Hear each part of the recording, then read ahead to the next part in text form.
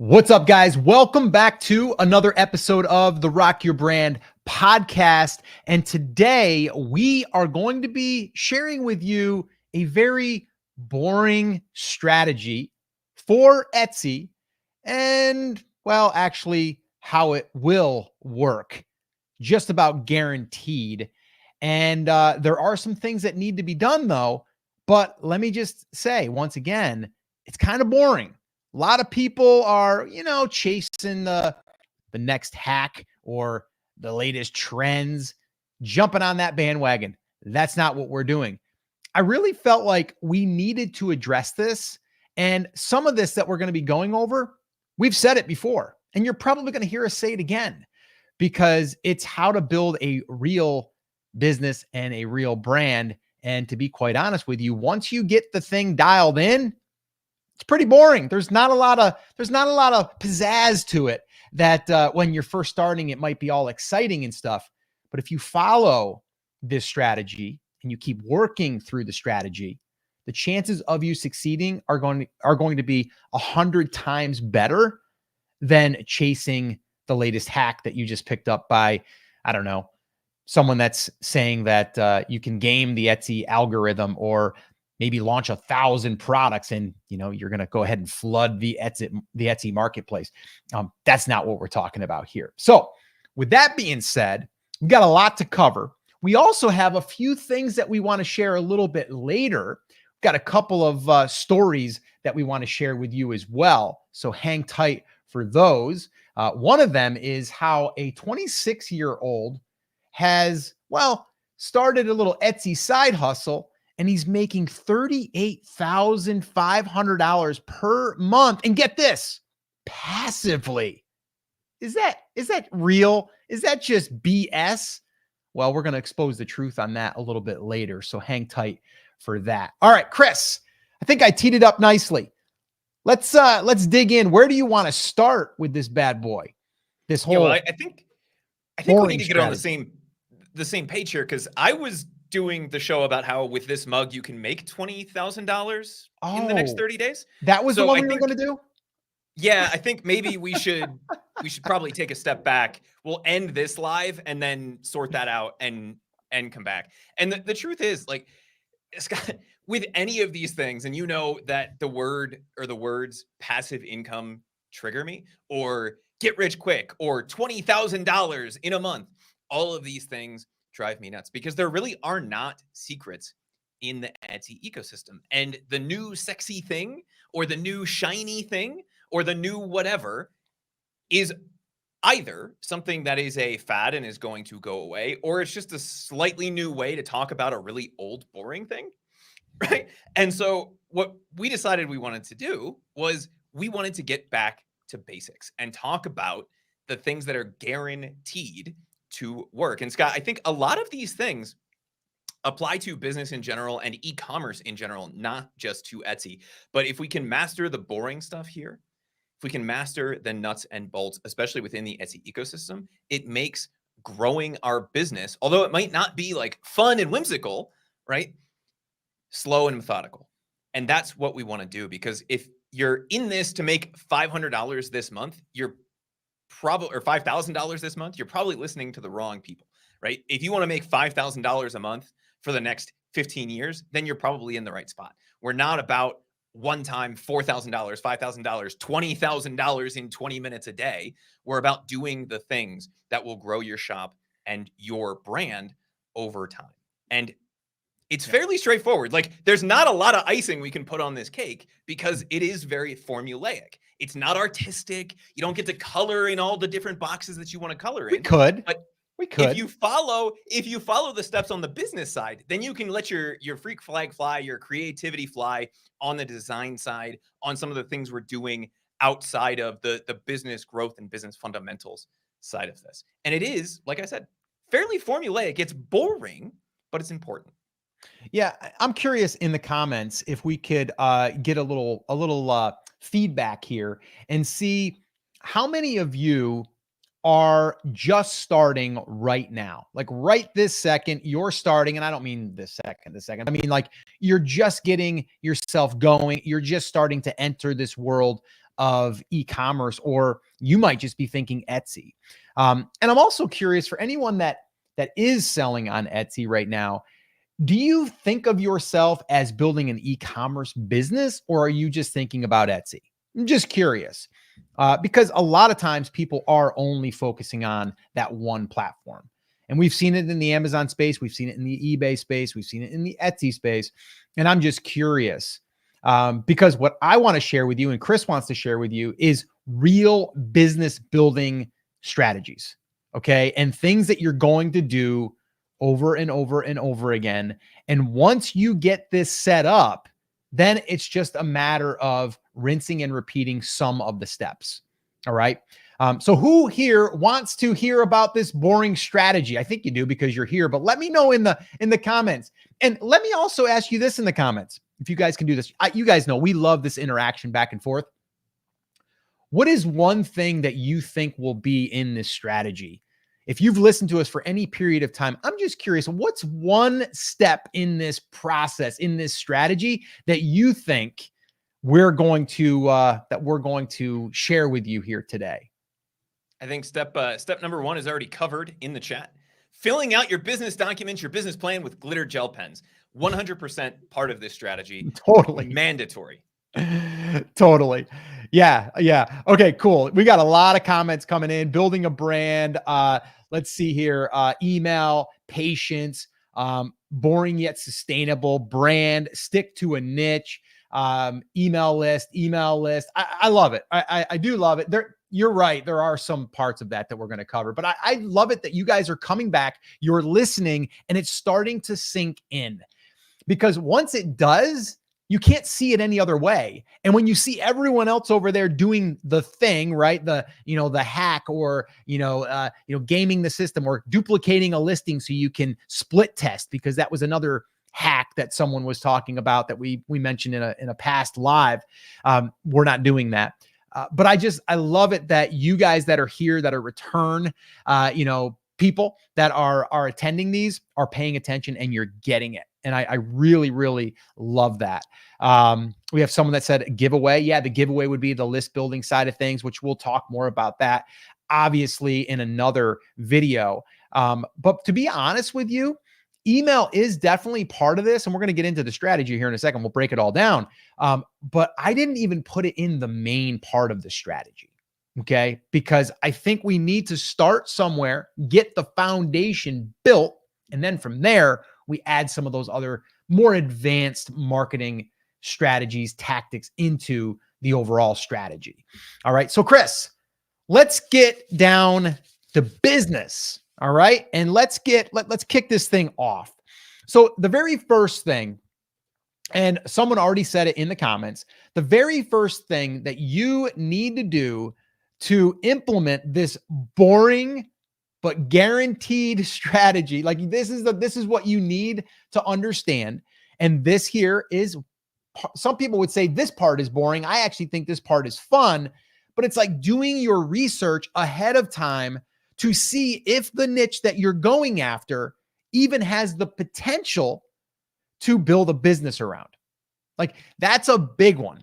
Okay. Now, once we do get this, so I'm not going to spend a ton of time here, because I'm going to assume you've been paying attention. You've been, attending our lives. You've kind of adopted our mentality, our framework.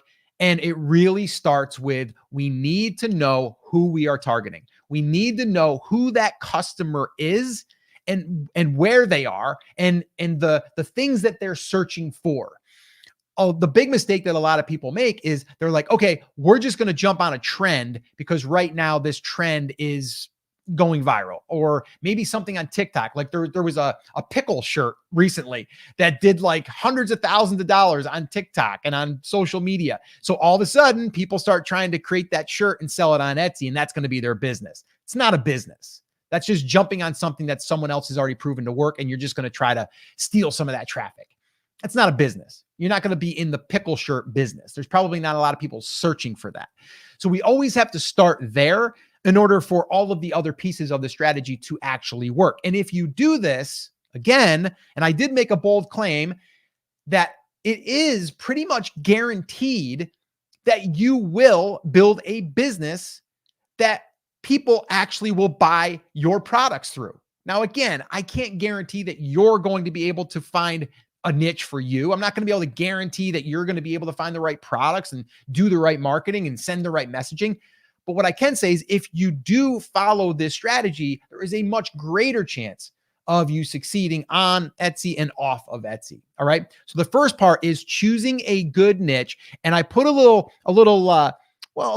highlighter section here for myself to remind you, because it's a really important part of this, is you have to make sure people are searching and buying stuff in this niche. That's a huge mistake. And people wonder, I did everything you said.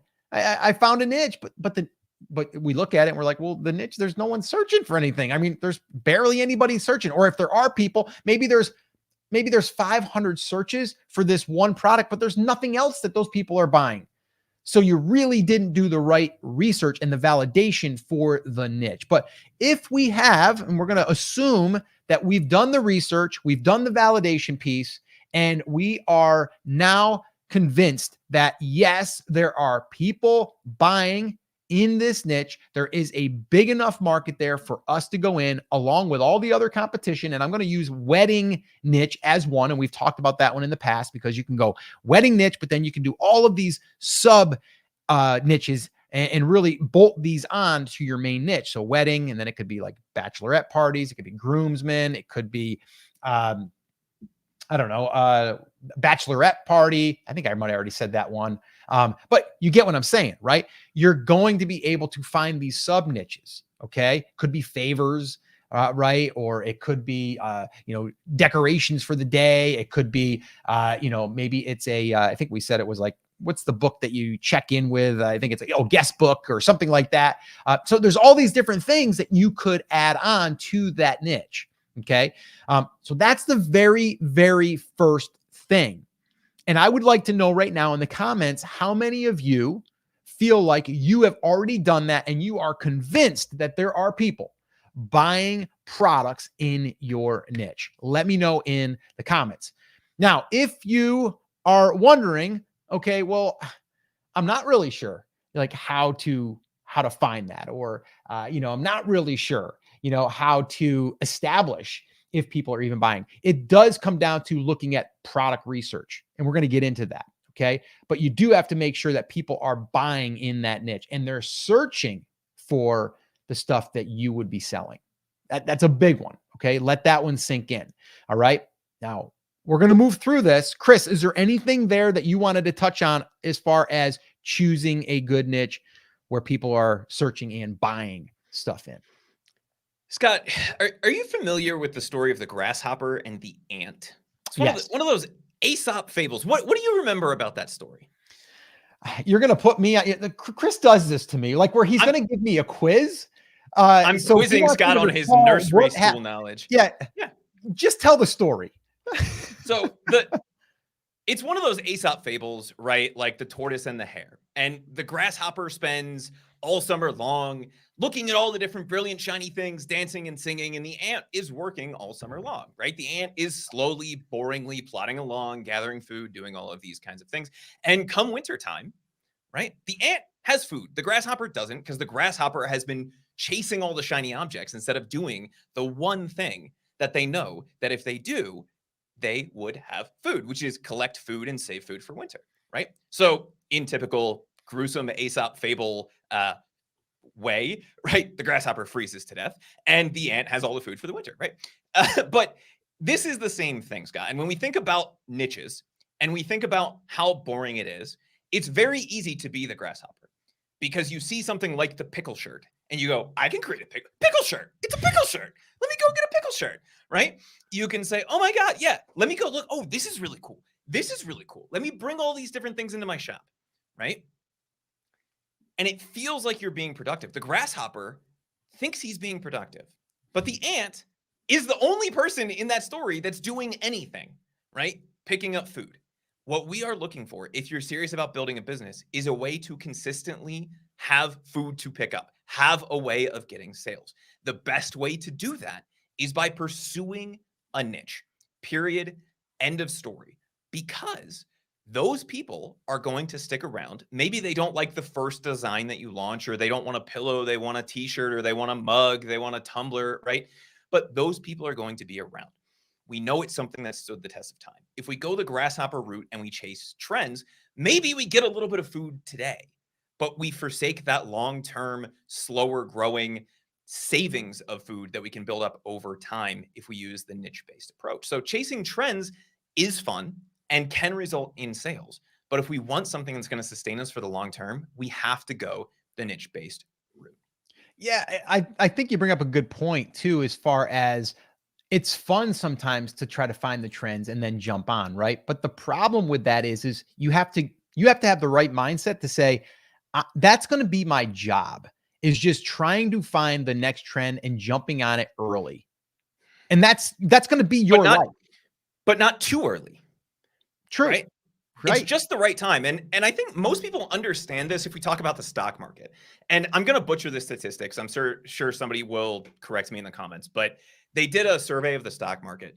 And, over time, it almost always grows, right? But if you sold early, and I think it was like one day below the peak, and then bought one day late, if you were trying to sell and buy every day, you missed like 85. It was like an insane, almost all of the gains. And if you were 2 days off of the peak and the trough and you're selling and buying, you actually lost money.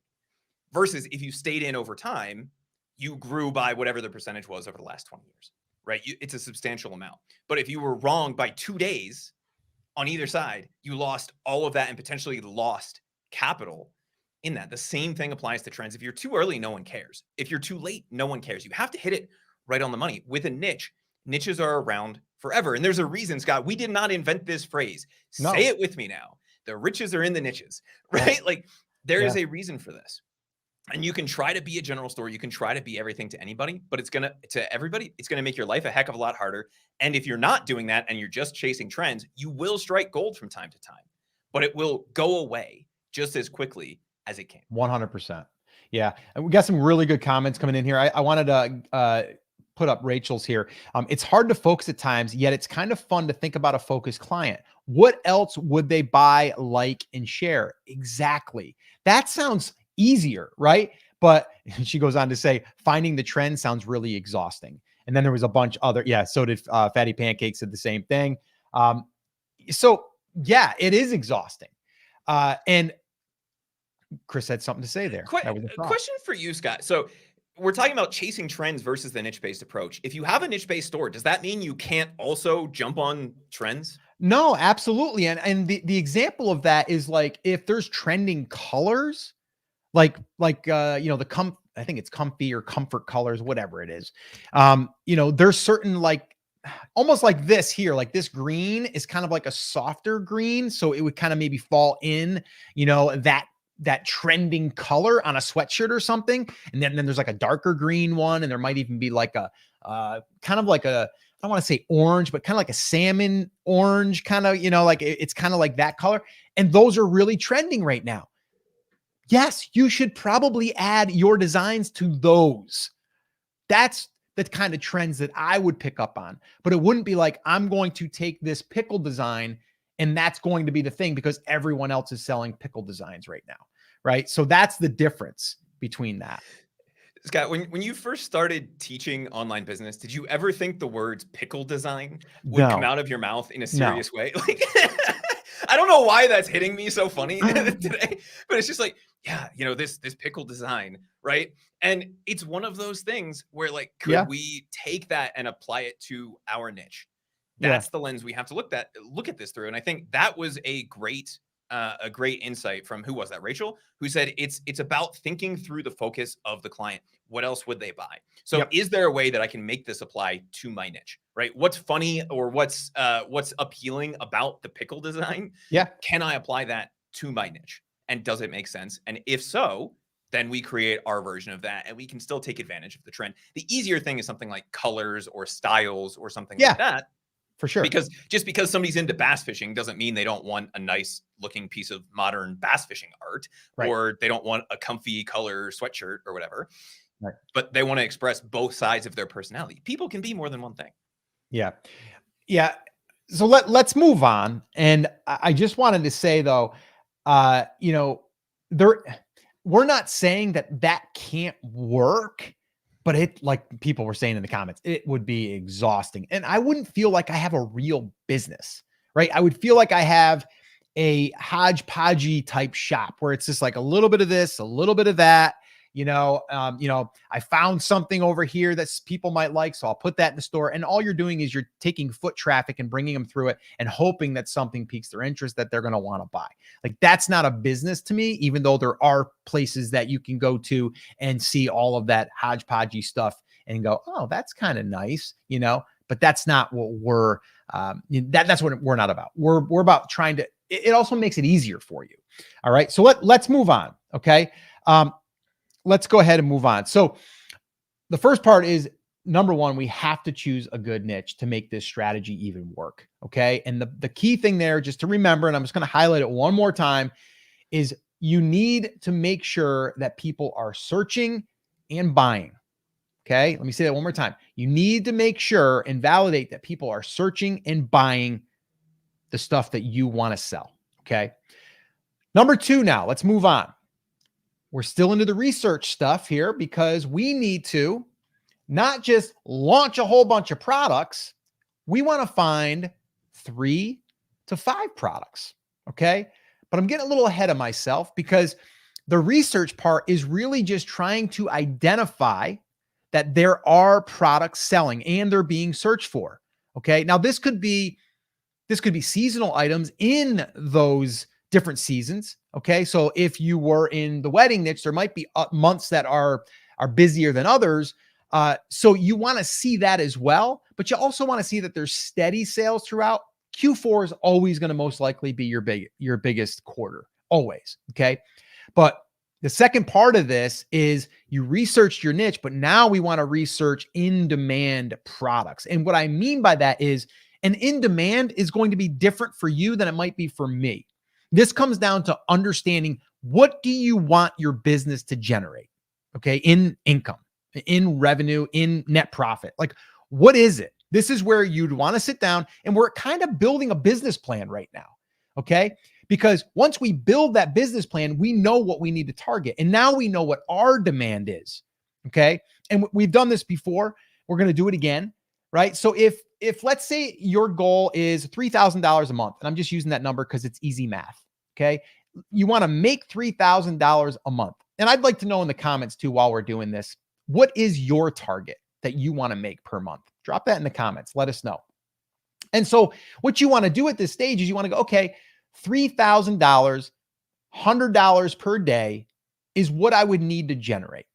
Okay. So we take it all the way down to the per day. We need $100. Okay, cool. So if I need to make $100, how many sales do I need to make if I make $10 profit? It's going to be 10, right? So, okay. So we need to sell 10 products. So now if I need 10 products to sell, if I only had one product, okay, I would need to sell that product 10 times every single day. So that means I would need 300 sales per month on that one product. Now, you might find that there's going to be products that could do that. There's products that might only do 100. That's okay. Because now we're going to be able to say, well, let's just get 3 of those products. So what we're doing here is we are trying to see, okay, what is our number? And then is there demand out there that I could see my business generating that type of income?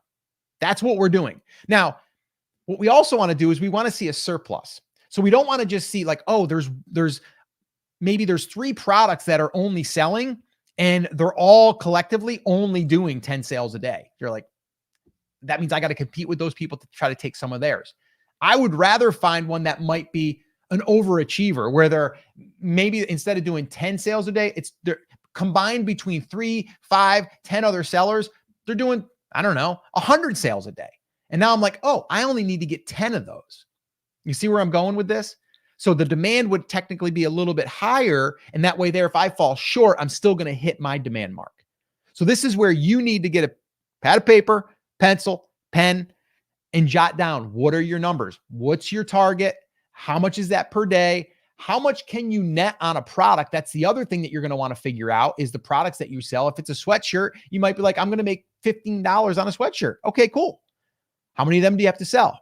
Right now, you're going to sell maybe a tumbler, and you're like, I'm only going to make 10 on that. Okay, that's part of your, income, and that's how much you're going to make on them. So, how many of those do you need to sell? And then collectively, you're going to come up with that, with those products in that product suite. But that's why we're always looking at 3 to 5 products as the main drivers, not 300, not 500. We want to find 3 to 5 products that we're going to kind of build from. And these would be the ones that are going to bring in the traffic, the foot traffic into our shop. And then later, we'll get to this, we can launch lower demand products that people might not even be searching for. Yeah, you heard that right. You could sell products to people that aren't searching for what you have to offer, as long as we get the right person to come in the shop. You get where I'm going with that, right? It's like if we get the right people in there, and we're in the wedding niche, and we're in bachelorette party, niche, right? Well, maybe we have a set of pajamas, and then we also have some socks that could go along with them. Maybe they aren't searching for socks, they're searching for pajamas. But if I get them in there from the pajama, I could probably sell them the socks. So hopefully that helped. Chris, anything you want to add to the research and the in-demand products area of this strategy? Yeah, I think the biggest thing is just knowing your numbers. You have to know what you're shooting for, and then backwards engineer it. And it might mean you're not selling that sweet avocado mug at $10 because you're not going to make any money on it, or we're not going to price our t-shirts at $11. We have to focus on higher margin products. And Scott, there's something that I wanted to address that came up in the comments. It says real business is done by volume. What are your thoughts on that? So is the only way to make, let's just say $5,000 a month, to sell a lot of products, or can you do that with selling fewer products and higher margins? Well, I think you could. I think you could have 3 to 5 products, and that could be your business if there's enough demand, right? Then you would have to say, well, the demand is there, and all I need to do is just create, maybe I'm going to create 10 different styles of pajamas. And we've seen that as an example. We actually used that one site, and that's all they're selling is wedding bachelorette pajamas pajamas. Yeah. Yeah. And they're doing hundreds of thousands of dollars. All they do is focus on pajamas. They're not even offering any of the other stuff. So could you do it on volume either way, like volume on 3 to 5 products, sell a whole bunch of those? Sure. Or could you do it where you had maybe 25 products, and that helped to offset the days that one product didn't sell much, but the next day you might sell 5, and vice versa? Yeah. So yeah, give me a shout out in the comments if you guys ever played that game. I think it was called 24. It was like a math game with flashcards, and it had 4 numbers on it, and you had to add, subtract, multiply, divide to get to 24, right? Scott, you and I could look at the same card and get to 24 2 different ways, or 4 different ways, depending on the numbers. Yeah, of course. So one way to get to $5,000 a month is to sell 5,000 products at $1 of margin. We could also sell 2 products at $2,500 in margin. It's not about the volume. It's about getting you to that number. And personally, I would rather work in a business where I'm selling 1,000 products at $5 in margin than 5,000 products in $1 in margin. And we typically shoot for much bigger margins than that. I think one of the problems that a lot of people fall into is they think, Scott, that 1, price governs everything, and 2, that to compete, you must compete on price. And both of those we've seen time and time again is extremely inaccurate, especially in the Etsy platform.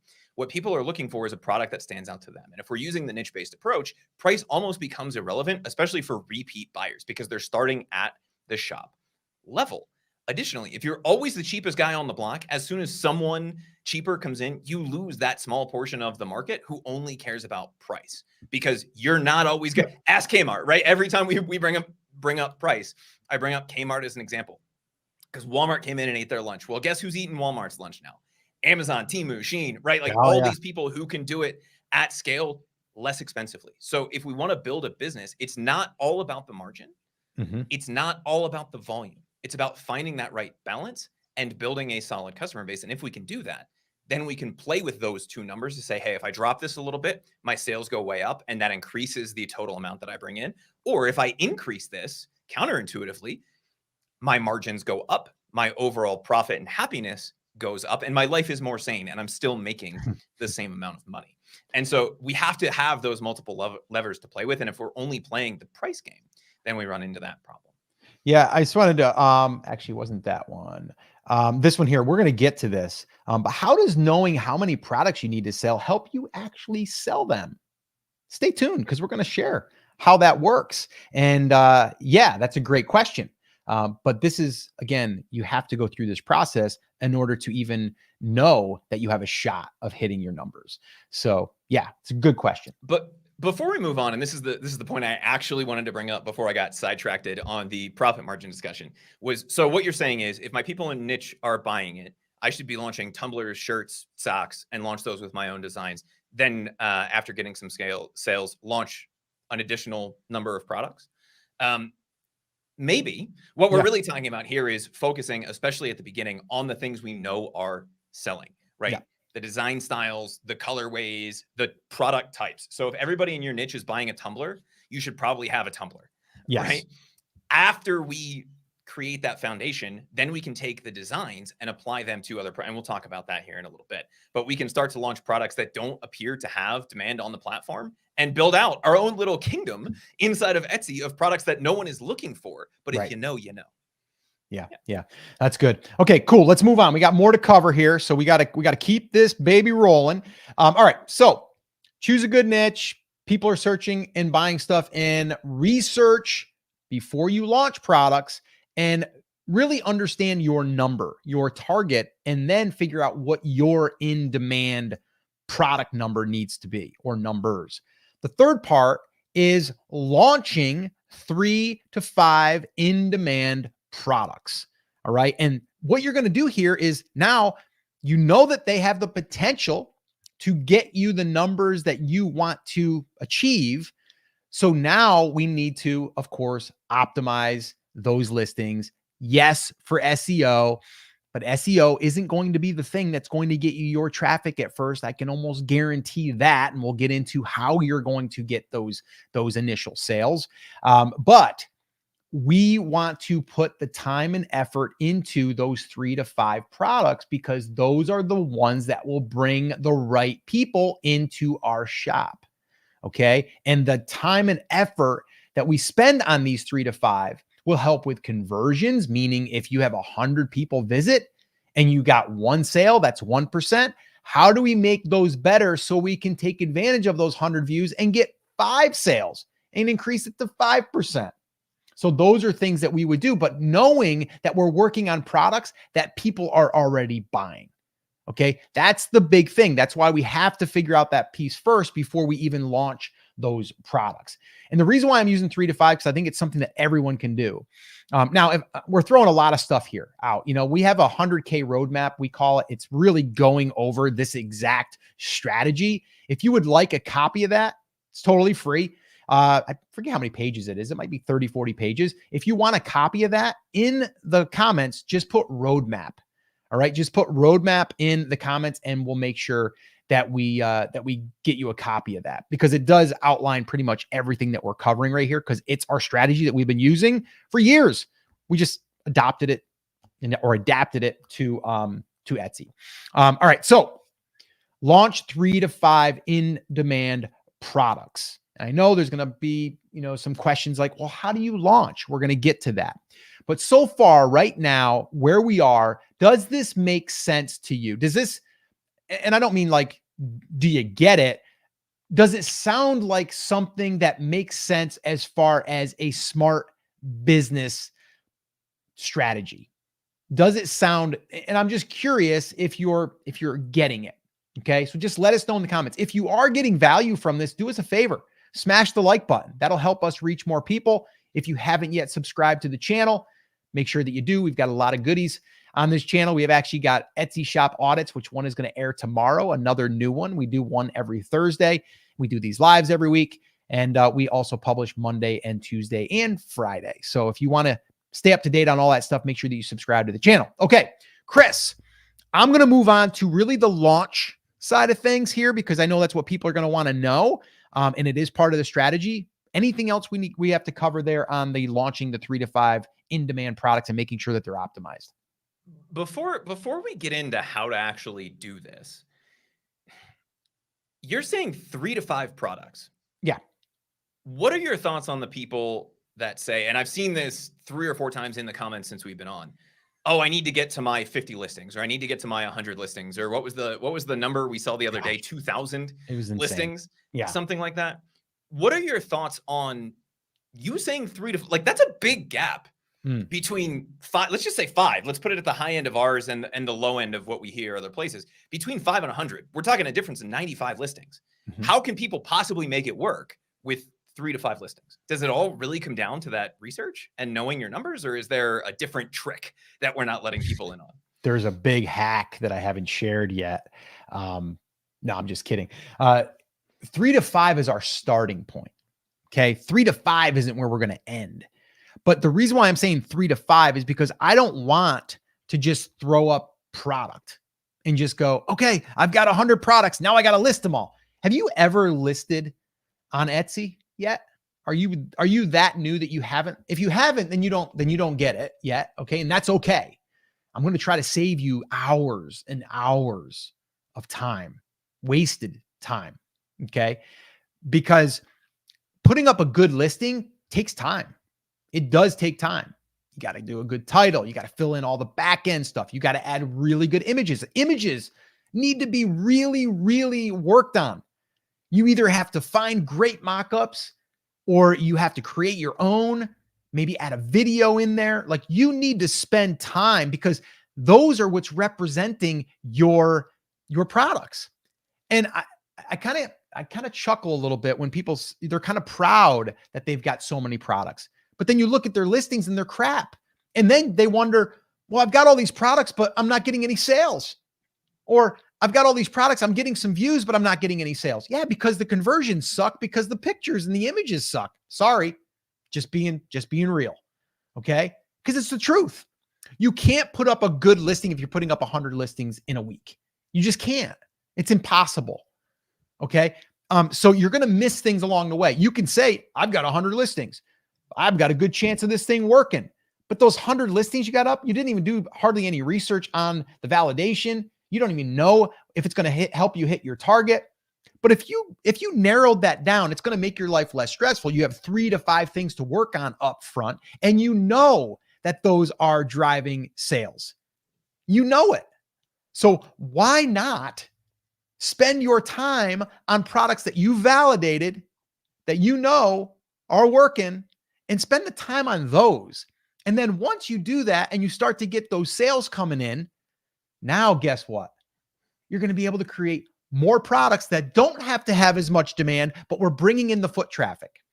The other thing is, and here's another thing I didn't even mention, those 3 to 5 products, there's something that those have in common that will also increase how much you are selling and how much you are making. And I'm going to tell you how. Because we talked about focusing on a niche, right? Focus on a niche. Well, those 3 to 5 products, it's like the pajama example. We have the pajamas, we have maybe a headband, and we have socks. And I don't know if they wear headbands. You know what you get what I'm saying, right? Maybe it's a bracelet or something, right? Something that would go with the pajamas. So it's pajamas, it's the socks, and I'm just going to say headband. It's the 3 things. Well, if I launch those 3 things and they're all in demand, someone comes in and they go, oh, I'm going to buy the pajamas and I'm going to add that and I'm going to add that. Now you went from the pajamas being $50 all the way up to $100. So now that one customer, you got paid more. Wouldn't you rather sell that one customer and make more than that $10 that you could have made? Of course. So to me, the 3 to 5 products is a starting point, but it's also a really great place to start, because then when we start to launch, we're not going to be going like, I wonder why there's not any traffic. It's because there's no demand. All right. So Chris, I don't know if that answered that question in the entirety. I went off on a little bit of a tangent. It did. And I think if you ignore steps 1 and 2 here, you're not picking a good niche. Or Scott, you're just launching 999 variations on the pickle shirt. I love pickled beets. I love pickled onion. I love pickled corn. Then yes, you're going to need 1,000 listings to get to that number, right? But if you're paying attention to the demand and you're only launching products that you know you can sell to your niche, that number is a lot lower. Will those 3 to 5 guaranteed get you to that number? Probably not, right? Because you're not going to take the entire market by storm. Is there a possibility that those 3 to 5 listings will get you there? Yes. Are they going to get you a good portion of the way there? Absolutely, because you've done the research, you've spent the time. And Scott, this is something that drives me bonkers. You spent the time to create a good listing. And I know somebody in the comments said, I have a lot of competitors that are selling really well with like 2 pictures. Cool. Don't be that guy. Yeah. Right? Because you don't know where their sales are coming from. They could be coming from off Etsy. And we've seen this. I think it was somebody selling like woodworking plans, right? Terrible listings. And turns out they have a huge following on YouTube, which is probably what's influencing. And it's the only place to get their woodworking plans, right? So they rank #1 for all of those terms. You don't control that. What you do control is how well you show up and how well you sell inside of the Etsy ecosystem. And we'll get into some of the data analysis and some of that down the road here. But what you need to know is you need to set that foundation. You can always launch more if you see that after you go through the launch and optimization process that you're not hitting that number, or you just feel the creative need to launch more products. But if you focus on those 3 to 5, it gives you your best first effort. And it means that you're actually taking the time, energy, and effort to launch them correctly, to pay attention to the photos, to write a good title, to write a good description, and then come back when you get into the data analysis phase and say, I did this right, or I did this incorrectly, and I need to make some changes. If we're doing that 100 or 1,000 listings at a time, you're just joking with yourself if you think you can do even a tenth of that intelligently and thoroughly. Yeah, no, perfect. We've got a lot of good questions and stuff coming in, so we'll definitely address those and answer as many as we can. I should give a little shout out to our Backstage Pass Club members. If you see a little badge next to people's names, that just means that they're part of our Backstage Pass Club, which is really awesome because what they do is they get to sit behind the scenes as we record our Etsy shop audits, which we usually batch record 3 to 4. We'll have one coming up here in the next couple of weeks, but they also get their questions answered by priority here on these lives as well. So if you'd like to become a Backstage Pass Club member, you can go to brandcreators.com/club, and you can join there. It's under $10, and you get to sit in on this. But as we do Etsy shop audits, and we go for about 3 hours. So yeah. All right. Let's move on. Okay. We've got a lot of questions I see coming in there. I'm getting a little distracted because I see so many and I want to answer them all. So let's just go ahead and let's kind of move on here. So launching the 3 to 5 products, we talked about optimization. We talked about, yes, we have to, do our SEO. We need to make sure that that stuff is dialed in. If you are brand new, you need help with SEO, we have another free guide for that as well. If you just drop in the comments SEO, we'll make sure that you get a copy of that as well. All right. It's just basically our process that we follow. And it's kind of like a checklist, and you can go ahead and kind of have that. Works well. All right. So that's SEO. Yes, we have to do that because that's not necessarily what's going to get us our views right now. Okay. What's going to get our views right now is basically paying for traffic. And before I even get into that, I want to know right now, how many of you are willing to invest $100 into your business? How many of you are willing to invest $100 into your business to help it grow, to help you get ranked, to help you get some data that could probably bring you in more traffic and bring you in sales? And I'm just asking that question because I hear a lot of people, they're like, I'm not going to spend any money on marketing until I start to sell products. And I'm like, wait a minute. What did you just say? You're going to wait until you get sale. Let's talk through this. You're opening up a brick and mortar up the road and no one knows that you exist. How are people going to find you? Oh, they might drive by. Maybe. Are you going to have to buy some signage to go out front and probably let people know you're having a grand opening. You're going to probably buy balloons, right? You're going to probably maybe have, I don't know, a big banner that's printed that's going to basically go up on the building. You're going to spend some money. And that's not even talking about if you wanted to run something in one of the local, penny savers, or if you're going to do a Facebook ad or something to get attention to let people know that you're in business. Of course they're going to do that. Of course you would do that. Or you're just going to be sitting there with your employees going like, can't wait for someone to come in. It's a business. And so many people treat Etsy as a side hustle that they don't want to spend money on advertising.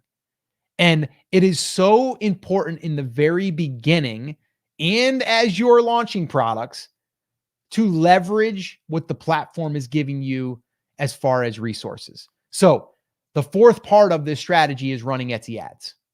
Okay. Running Etsy ads. And I know some people have had a bad taste in their mouth with running Etsy ads. They're like, oh, I've spent money and I don't get any more sales. I just get views. If you're getting views and you're not getting sales, there's a problem with your listing. Period. There's a problem with your listing. We did an Etsy shop audit not that long ago. It was with Fatty Pancake, who's actually on with us. I believe she may or may not be still. But there was a glaring, obvious thing that we saw that she should probably fix in her listing. And you can get views, but then if you're not getting if you're getting views and you're getting clicks, the clicks are the big one because people are clicking in, but they're not buying. Why? And there's a whole bunch of reasons it could be, but a lot of times it's the images. Okay. So running Etsy ads is going to get you traffic day one. Like you're going to turn them on and pretty much you're going to start seeing impressions within hours. Okay. And once you start to see the impressions and the views, it immediately allows you to see, okay, number one, am I being picked up by the algorithm? Because the algorithm is going to see how you've optimized your listing and it's going to go, oh, you're showing up for wedding or bachelorette pajamas. And you're like, okay, cool. I must have did an okay job on my SEO. So that checks that box. Secondly, oh, I can see I'm getting this many impressions. I'm getting this many views and I got 3 clicks. Okay, cool. I didn't get a sale yet, but it's only 3 clicks.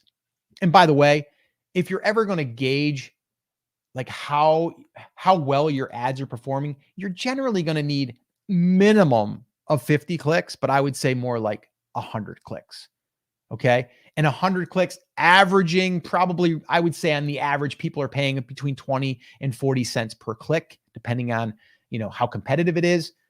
So you're talking, if you got 100 clicks, 30 cents, talking about $30 you'd have to spend, okay, to get those 100 clicks. If you get 100 clicks and you have not got a sale, there's a problem with the listing. There's a problem with the keywords that are in the listing because you're showing up for the wrong keywords, or maybe the keywords are too broad. Okay. But usually at this stage of the game, we are also going to probably turn on ads and you're probably going to make some sales. They might not be as profitable, but that's okay. Because when you're running this and we're launching these products, we're able to immediately start to get sales. And when we do, we're going to be able to start getting reviews. What are reviews going to do? It's probably going to help that conversion that was doing poorly. Because maybe they jumped on your listing and you had 0 reviews and you didn't get someone to buy. But now you've got 5 reviews. Someone comes to that listing. They're like, yeah, I'm going to buy this. 5 people already said they love it. Cool. Bumped up the conversion rate. This is also going to help you with ranking on Etsy. Why? Because Etsy wants to promote products, not even just with Etsy ads. They want to push products to the top of the search query because a product is selling. Bottom line, that's what Etsy wants. Etsy doesn't care that you have a better image. They don't care that you have a better title. They don't care that, you think that your design is better. They don't care.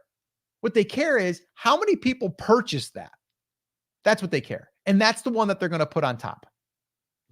So if you want to accelerate your way of getting found and being discovered organically, you got to get some of those other things in place. And sales are a main driver. Reviews is going to help with sales. Okay. People think that, oh, I get reviews. That means that Etsy sees that I got reviews. They're going to push me up in the rankings. No, What helps you get up in the ranking is the review convinces a shopper to buy, and that turns into a sale. That is what's going to bring up you in the rankings. Now, there's some other things too. If you have competition, and let's say that there's 10 listings and you're all competing for the same keywords, they're going to look at sales, but then they're also going to look at conversion rate. So let's say you got 100 sales, your competitor got 100 sales, and you converted at 2%, but your competitor converted at 5%. They're going to rank above you. Why? Because Etsy's looking at the data. They're going, well, if 100 people come here, 5 people buy, 100 people come here, 2 people buy. I want to put up the one that's converting the best. Make sense? Let me know in the comments if that makes sense. Does that register of what I just said? Because to me, it makes sense. I don't know. Chris, I think you think it makes sense. Anything I I'm left just offended out there? that you stole my other phrase. What one was It that? depends, and does that make sense? No, I think you use the analogy of opening a new business. I think what I like even better is, all right, I'm going to go way up into the mountains and build a cabin to rent out. Right. But I'm not going to put it on Airbnb. Right. I'm not going to put up billboards. I'm not going to do anything. I'm just going to wait till people drive by and then search the name of the property or the address to find my phone number and send me a text message to ask if they can rent the place, right? I'm not going to let anybody know that it exists. I'm not going to do anything to let people know that it exists. I'm just going to build it. And if I build it, they will come. Maybe, right? Like maybe Bigfoot will wander through your property, or maybe somebody just happens to be in the neighborhood looking out and goes, oh, that would be cute. I wonder if I can find the person who owns that cabin way up here in the woods and get their phone number and send them a text message. Or you could put a sign out front that says text this number. You could put it on Airbnb. You could put it on VRBO. You could put up billboards on the highway leading up to the mountain saying, hey, give us a call if you want to rent our awesome cabin, right? But if you don't do any of those things, people don't know that you exist. Now, Scott, one thing that's really interesting in the Etsy ecosystem is people talk about, oh, you have to have 1,000 listings, or you have to have 100 sales before you should run ads, or 100 products. The reason it feels like once you have a little bit of momentum, that you get more momentum by turning those things on is because you do. Yeah. Right? And somebody, I think it was Sherry in the comments, said, hey, I just launched a new product and I got like a ton of views and some sales and stuff. Like, how does that happen? Well, first of all, if you've had people come to your shop in the past and favorite items, right? Etsy lets people know a couple different ways when you post new products. But you also have started to create that expectation, which means when traffic comes into the store, they have a chance to see it. If they've bought from you in the past or favorited an item, they have a chance to see it. And then if we start pouring just a little bit of fuel, and Scott, we're not talking about like hundreds of dollars a day. We're talking literally $5 a day in terms of ads here to get the data back. And the other thing you said that I thought was really interesting, in people say, hey, I spent $20 or I spent $50, I spent $100 on ads and I got nothing out of it. If you spent money on ads on Etsy, you definitely got something out of it. Maybe it wasn't the thing that you wanted, but you got something out of it. If you had $100 a day budget and you didn't spend anything, that means you didn't have demand, right? But you're not out any money. For the people who are out a little bit of money, $20, $50, $100, whatever it is, the thing you got back is the most important thing for your business. It is the data, the information that Etsy gives us from ads. Not only do they tell us how many people saw it for each individual keyword, not only do they tell us how many people clicked on it from each individual keyword, but they give us all of the ratios, so we don't even have to do the math of dividing those two together to say, hey, I'm getting a good click-through rate. People are coming to my listing. I got 100 people there. It must be Etsy ads doesn't work. Well, if you got a bunch of people to your listing and nobody bought, it's probably a product problem. And it might not be that your product sucks. You're just communicating it incorrectly. So we need to figure out what the issue is. And if we're getting that data back, then we can get that information faster and fix the problem faster and start that organic snowball rolling by getting the data back early, fixing it, and then selling with those early sales through Etsy ads, getting even more sales on the organic side, sending our email list traffic, doing all of the marketing things that we want to do. But the sooner we fix those problems, the better off we are over the long term. Yep. Yeah. I want to throw this up here. People say to wait to use ads because most new sellers want to make fast cash and don't think long term. I couldn't agree more. Yeah. And I think here replies again, spending money scares the shiny object audience. True. It's generally true. So yeah. And Shayla says, oh my God, I can't tell you how many people have approached me asking me how they can start on Etsy to get some extra cash. LOL. Cause it's so easy. Right. Right. We're not ones that have ever said it's easy. Building a business isn't easy. But it's worth it. And if you do it properly, you can build it over time and have long-term assets. And that's kind of how I think of it. It's not easy, right? You could walk from one side of the United States to the other. That is not easy, but it is simple. Just like building a business is simple, right? How do you walk from the East Coast to the West Coast of the United States? One step at a time, right? Nobody's saying that your feet aren't going to hurt. Nobody's saying that you're not going to have to sleep on the dirt. Nobody's saying that you're not going to have to do these things. But the process itself is very simple. There's a big confusion, Scott, I think, between simple and easy, because a lot of things that are simple are also fast. They're also easy. The process is simple. The process is boring, but it doesn't mean that you're not going to have to do some things that you're a little bit uncomfortable with, like looking at the numbers that you get back from the Etsy ads and going, maybe my product sucks. Or maybe if I just use this keyword instead of that keyword, they'll understand what I mean when I say tumbler or flip-flop, right? Instead of whatever I thought that they were thinking. Yeah, no, it's all good. Also, guess what, guys? If you would like more info on Etsy ads, guess what? We've got a guide, and yes, it's free. So you can check that out. If you want a copy, just put ads in the comments and we'll make sure that we get you a copy of that. Goes through our entire strategy, basically how to set up your ad, but more importantly, like how we do these little tests when we are launching. And usually 5 to 7 days is what we're doing. $5 a day is generally what you start off spending. So it's not terrible. And so for a week, you spend like 30, $40 and you're going to have a gold mine of data, and you might even get some sales. So if you are interested in grabbing a copy of that, just let us know in the comments, put ads, and we'll make sure that we get you a copy of that. All right. All right. So moving on, where am I? Oh, so we launched the 3 to 5 products after we've optimized them with our SEO and all of that good stuff. We're running the Etsy ads now, $5 a day, 7 days, just kind of keeping it nice and tight. So this way here we can get the information and get all the data and let it have time. A lot of people will put an ad up and spend $5 for the day. The next day they'll pull it down and be like, it ain't working. I didn't make any sales. The other thing I want to make sure that I'm clear on, and something that we do, is while we are launching, okay, we're launching a product, we are okay with making less money on that product. Let me say that again. When we're launching a product, we are okay with making less money, sometimes no money, on those ads. And the reason why is because of what I talked about earlier. If we want to get reviews on that, we need sales.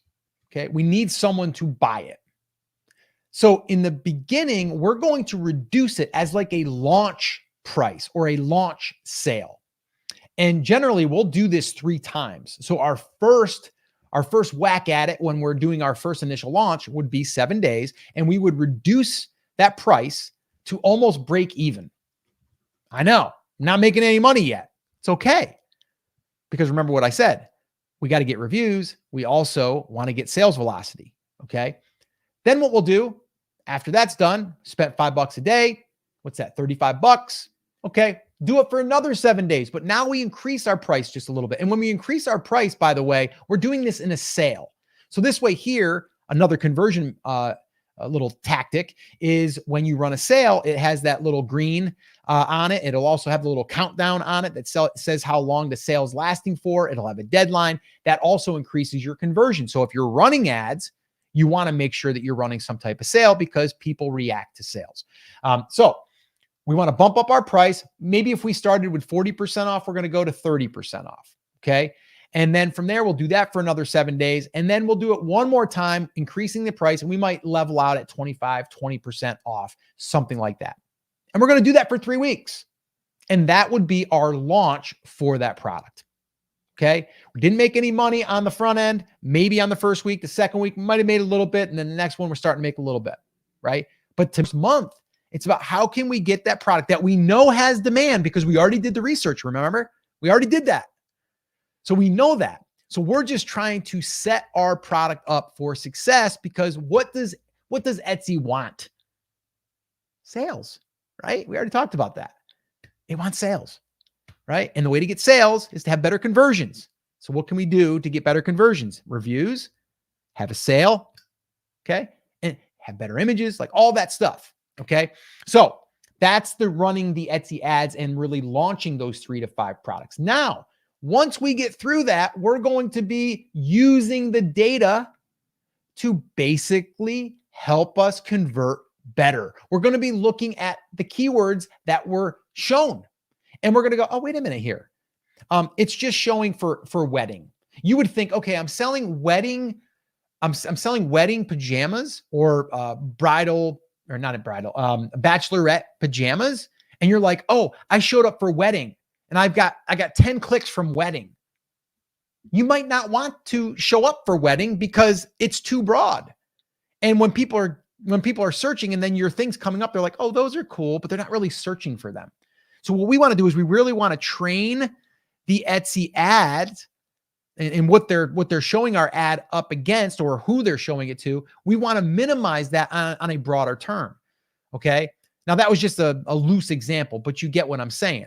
And we can do that in the back end of our Etsy ads is we can turn off or pause or however they look at it. It's like a negative keyword and you just toggle it on and off. They say like that's not a guarantee that you're not going to show up, but it does give the Etsy ads algorithm an insight that, oh, they don't want to show up for this. So it must not be related to that. So we're not going to show it for that. Okay. So that's something that we're going to do here in this phase. We're going to be learning from the data. Now, this strategy that we're going over here pretty much is going to be just that, right? Once you pick your niche, you're not going to really have to do that, although you'll probably do some sub-niche research and stuff and kind of keep building it out a little bit wider. You're going to launch those 3 to 5 products, but then you're probably going to launch another 3 to 5 products, okay? You're going to run Etsy ads. You're going to run them again, okay? And then you're going to be looking at the data and learning from the data. And I like to call this first whack at it is really like pressure testing or doing a demand test. Because what we can do, even if we don't get sales, is we can see views and clicks. It's really important, right? If I'm seeing I'm getting thousands of views, I'm like, wait a minute here. There's definitely demand. I don't need a keyword tool for that. This here's telling me in my account, look at the demand for this keyword. I'm getting some clicks, but how do I get more clicks? Better images. Okay, cool. Right? So we're learning. We're always going to be learning. This is the boring stuff. But the boring stuff is where you're going to see the needle move. Okay. Chris, I'm going to pause there. I got one more thing to add to clean up the rest of this and kind of wrap that part up. And then from there, we'll move on. Yeah, I think the biggest thing here, Scott, is understanding what the data means. If no one is clicking on your ads and you're not getting any data, that tells you something as well. Either you're not getting any impressions or you need to fix your image, right? People are seeing your stuff and they're just not enticed enough to click on it. If you are getting clicks on those ads, you're spending some of that ads budget and they're coming to your listing and they're not buying, there's something wrong. Either you didn't give them the photos that they need, you didn't properly describe the product or answer their question, or that keyword just isn't right. And I think we see this more often than not, especially when you first start running ads. For the people who have spent, $20, $50, maybe even $100 on Etsy ads, if you go in and you look at that data, you're going to see a few different things that may seem like they are relevant to you. And Scott, I know you know this example. If we are selling wooden chairs and we go over to Etsy.com and we see in our ads data, we're showing up for wood. We're getting clicks for wood. Awesome. Totally relevant, right? Maybe not, because that might not actually be what people mean when they type it in. Yep. And what we need to do is just go to Etsy, type that keyword in, see what else shows up. Why would we do this? Because, Scott, as you've said over and over again, what Etsy cares about is that when they show you for something, somebody, 1, sees your thing, 2, clicks on your thing, and 3, buys your thing. So if Etsy doesn't know what people mean when they say wood, because we're seeing all kinds of different things here, maybe we don't want to spend money on that. Would I love as a wood chair manufacturer to show up for wood in the top spot organically? Yeah. Am I going to pay ad dollars on that? No. Am I going to take wood out of my product description, title, and tags? Probably not, but I can sure as heck turn that keyword off and let Etsy sculpt that listing a little bit better. Yeah. If the keyword is totally irrelevant, you're going to want to turn that off as well, right? In the alternative, if we see that anytime somebody types in wood, we make a sale, then we're going to do everything we can to optimize our listing around that word wood. And this is the step I think that people miss because they think they can just turn on Etsy ads. It's exactly the same as organic. It's just traffic that's going to come in and people are going to buy. Because there's not a dollar amount associated with the organic traffic, I think a lot of people miss that they convert at 1 to maybe on the high end 5-6%, right? So for every 100 people on the organic side who come into your listing, you sell 1 to 5 items. Because there's a cost associated with that on ads, for some reason it feels different to people because you're actually shelling out money for those eyeballs, but we have to treat it exactly the same way. If they came in and it's something that interested them enough to click from the search results, why didn't they buy? And if we're not making that 1 to 5 or higher % conversion rate, then it's a listing issue and we need to address that. Yeah. I want to give a little shout out though, to Darlene. Everyone hit the like. This is great information. I mean, can we listen to Darlene, please? Can we do that? I mean, there's like 239 of you still on right here. Can we should have 239 likes on this. We really should, Chris. Maybe we just shouldn't continue unless we get 239 likes. No, I'm just kidding. We won't do that. But I feel like that would not be very us, but. But Darlene, thank you for the like. We appreciate you. And also you're a Backstage Pass Club member. So we really appreciate you. And thank you so much. And look there's 242 people on now. So now that's just increased the likes. So yeah, if you guys have gotten value, I'm kidding, but not really. I want you guys to help us reach more people. And the YouTube algorithm likes to get likes and it likes comments and all that good stuff. So if you guys could help us out, that'd be amazing. All right. Let's fist bump to the like button. Yeah, I like that one. Can you fist bump the like button? That might be hard. All right, cool. Let's move on. Let's wrap this baby up in a nice little bow. So here's the deal. We went through pretty much everything. The last part of this is going to be kind of circling back to research and launching more products, right? So you're going to live there. So, I mean, think about this now. You've got this customer that you know is buying in this niche or has bought in this niche. And now you've got products that serve that person. And you also have multiple products. You have 3 to 5 products or more, right? Now you have to think to yourself, is there other products that I could sell that same person? And then you're going to go back to the drawing board and you're going to start doing product research for demand. And this is the time that you can decide, you know what? If I got an extra sale a day from this product, I'd be happy.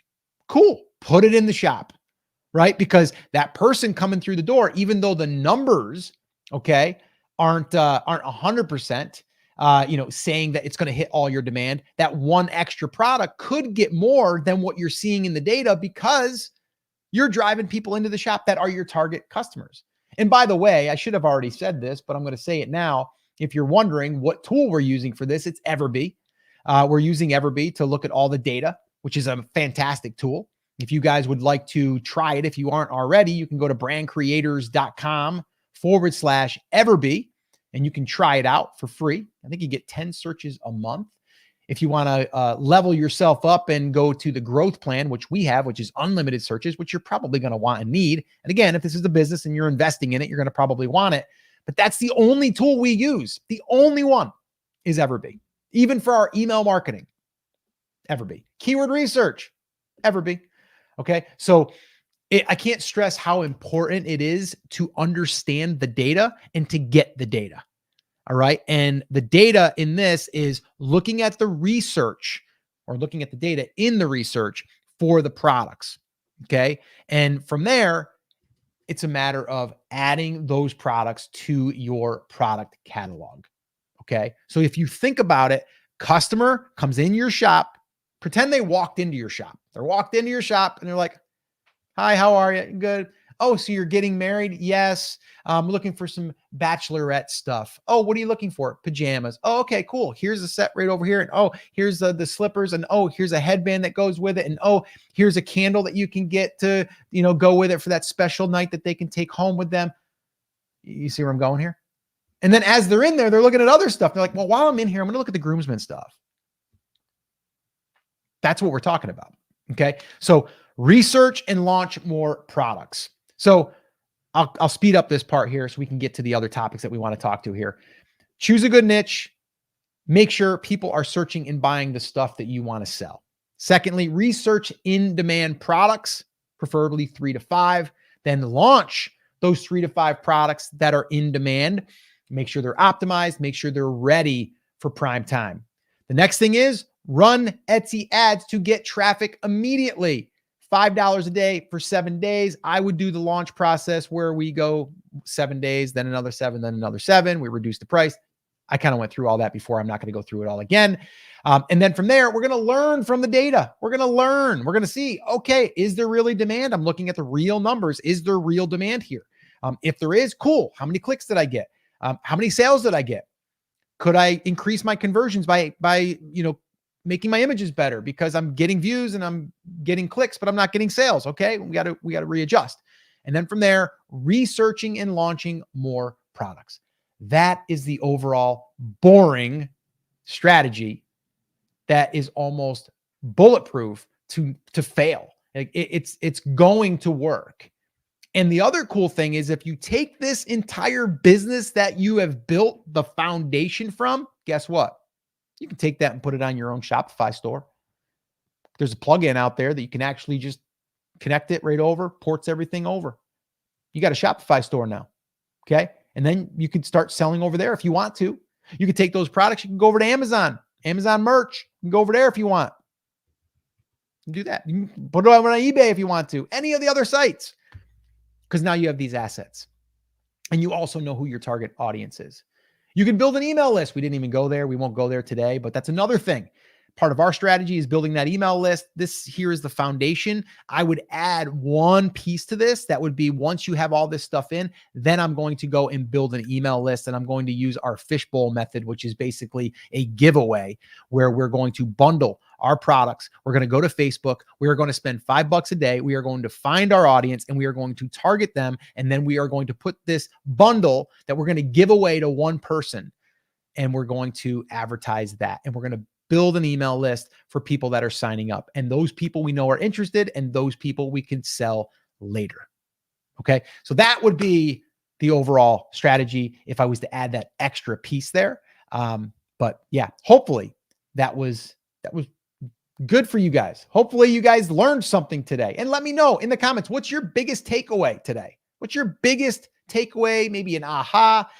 Let us know. What is the one thing that you took away from this live training? And Chris, anything you want to add to that before we move on?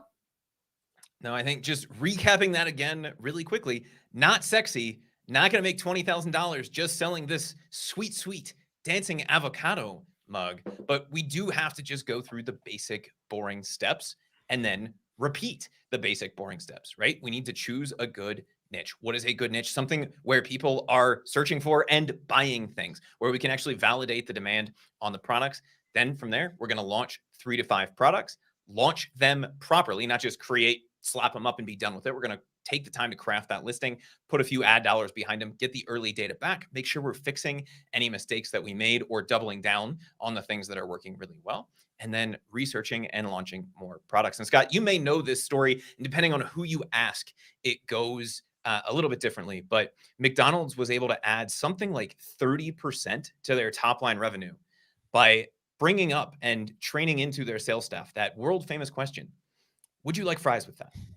Right. And so when you're able to have a captive audience, like you're talking about, you can only really get this in the niche based approach. Then when we have the fries, we have these other things that people weren't necessarily looking for. They came in for the hamburger. They go, yeah, I'll take that weird seasonal thing that you have over here. Right. Or I really like that bass fish wearing a Santa hat. Oh, wow. I really like the bass fish wearing Easter bunny ears. I really like, you start to go down that path of increasing lifetime customer value, increasing cart value, and making your life a lot simpler, but you have to focus on the niche, and you have to focus, at least at first, on products that actually have demand and potential. Yeah. Jack said, I want fries. I remember the one, it was always like, would you like to supersize that? Well, that was, they were trying to like replay the greatest hits, right? Where it's like, you want to supersize that. I won. I haven't been to McDonald's in forever, but when I did go, I always supersize, man. Double quarter pounder, get those large fries, get that large soft drink. Man, it was so good. It's so bad for me.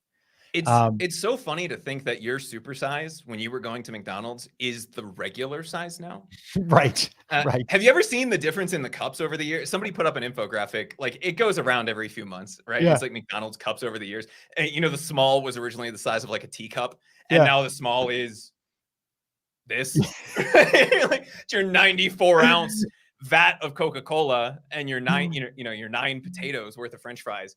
Not everything about inflation is bad, I guess, but it's bad for the waistline, but not necessarily bad in terms of the overall quantity that you're getting when you do those things. Well, I love reading all of these comments of the big takeaways and everything. And I just want to, like Rachel says, stay the course, be patient, continue trying to find my 3 to 5 products instead of playing roulette on Printify. And I think that's perfect. I think that's perfect. Focus on long-term success to build your business to be steady, not fry and die like that. And then Rachel also says that she is in the process of running a fishbowl giveaway and taking the training now. So that's awesome. Yeah. So what she's talking about, by the way, is our 1-day email list training, which basically is what we call our fishbowl method. So I want you to imagine you have a fishbowl, because this was actually what we did years ago before we had like landing pages and stuff that we can do this. Had a fishbowl. We would be at a gala, at a school gala for our photography services, and we'd have all the nice portraits out. And then we would have a little pad of paper where people could write down their name, and then they could fold it over and with their email address, and then they would drop it in the fishbowl. They would fold it and put it in the fishbowl. And at the end of the night, we had a whole fishbowl of all these names, and we'd shake it up. We'd reach in there, we'd pull it. John Smith, you're the winner of our whatever, right? And then we would have all those emails, and then we would follow up with those people a week later and say, hey, we noticed that you wanted to win one of our portrait sessions. We're going to give 25% off. And that was basically it. And it was a game changer for us way back then. And we're still doing it today. It's just so much easier because we have Facebook ads and we have our products. That's a bundle, and we can target those people. And it's a lot of fun. And you can build an email list rather quickly. We just had someone the other day, I think it was Shosh, who basically said that she ran one, I think short, 7 days, maybe 10 days. And she built an email list of 100 people. I think she spent $50. So it's fantastic.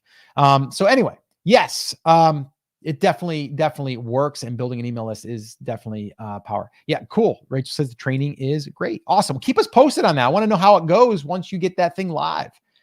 All right, cool. So we're going to move on.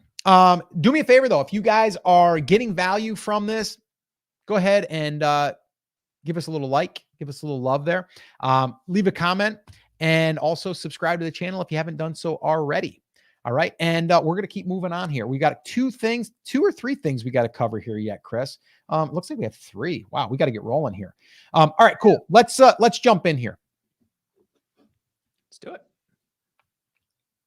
Let me see here. Okay, cool. Yeah, that's what we're going to do. Okay, cool. All right. So I wanted to expose the truth on an article that was posted about a 26-year-old kid that says he's making $38,500 a month and he's only working 20 minutes a day. I mean, I've been in business a long time. I had to look into this. And I got to say, wait a minute here.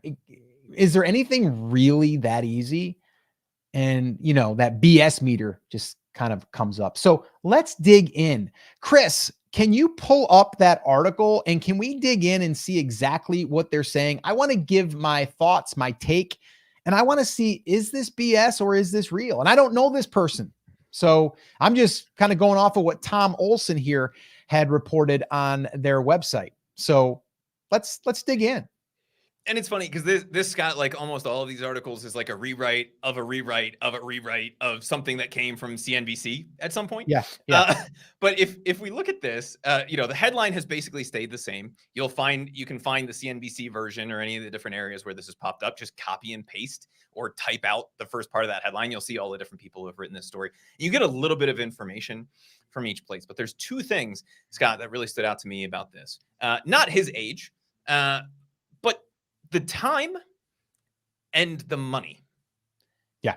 20 minutes a day for $38,500 a month. And then obviously the phrase passive income, because you know that is a trigger word for me. Yeah.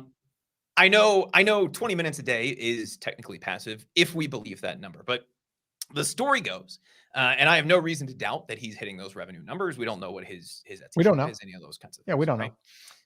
Francisco Rivera graduated. He didn't know what he was doing. He worked like at the Apple store, and then he was an online tutor, and he decided to launch print-on-demand candles on Etsy in February 2023.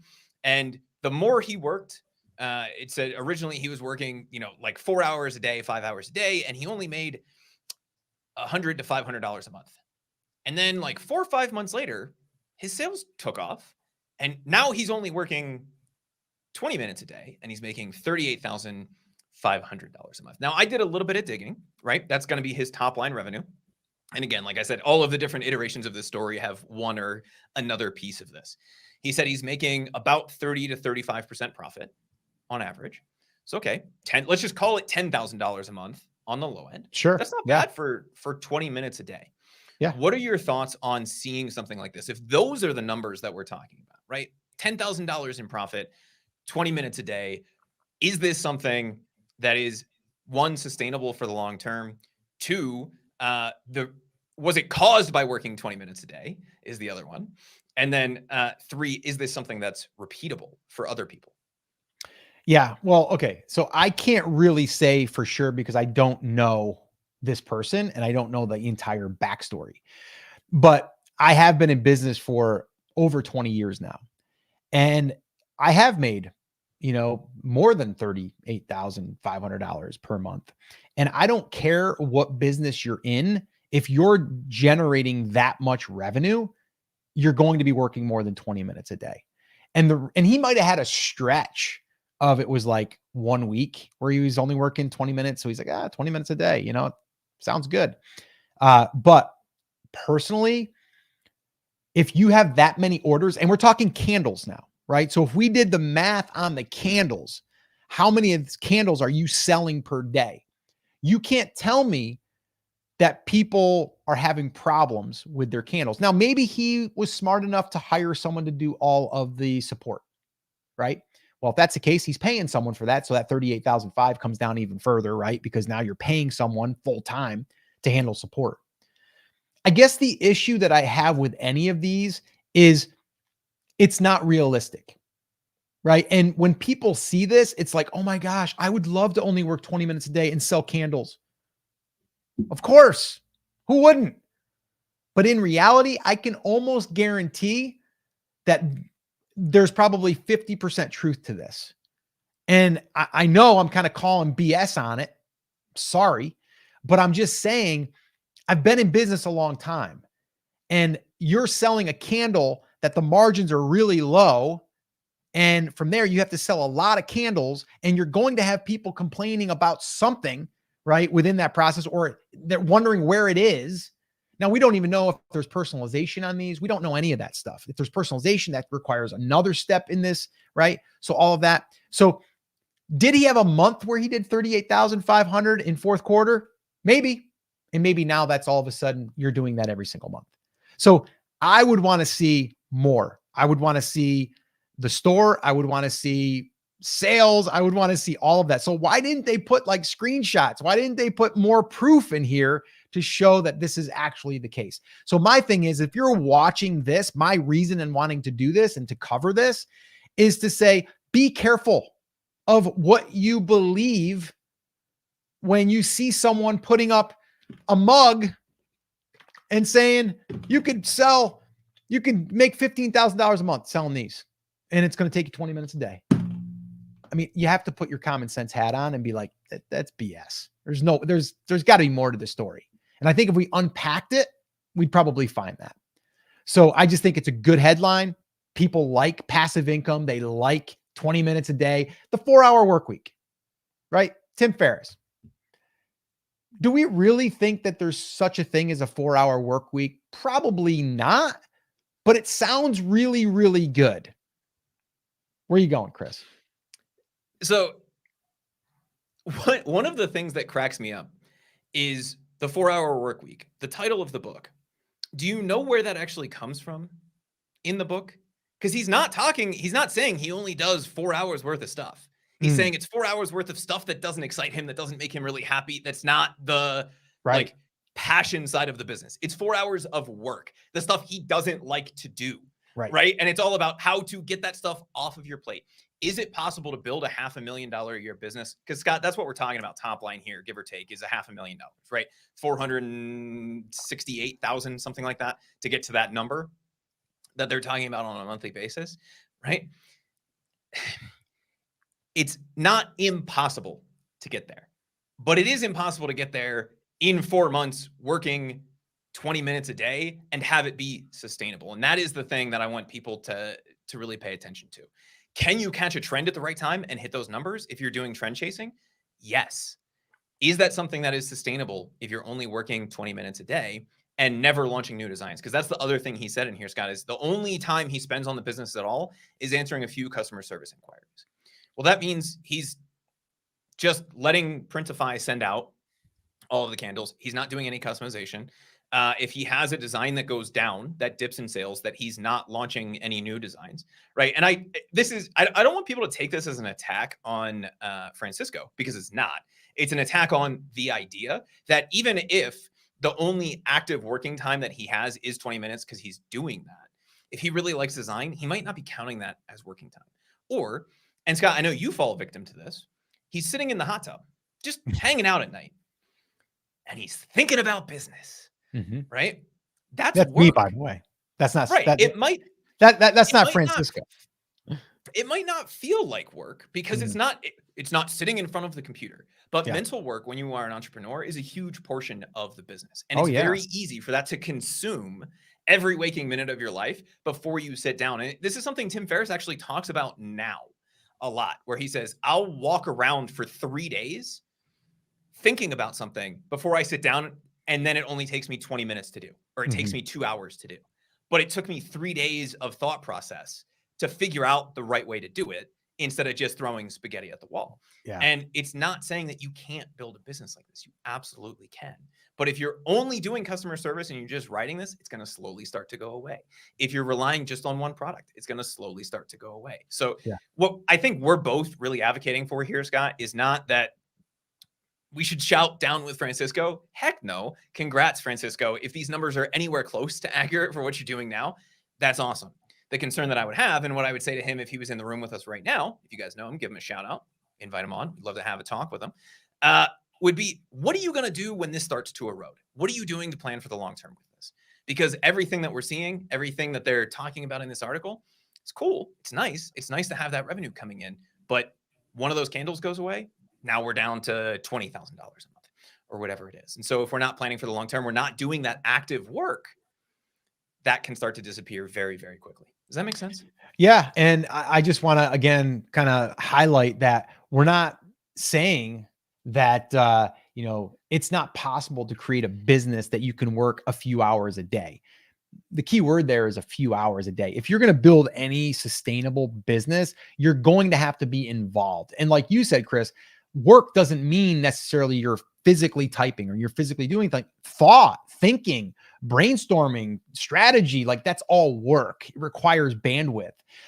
So I just wanted to pull this up because I saw it all over the place.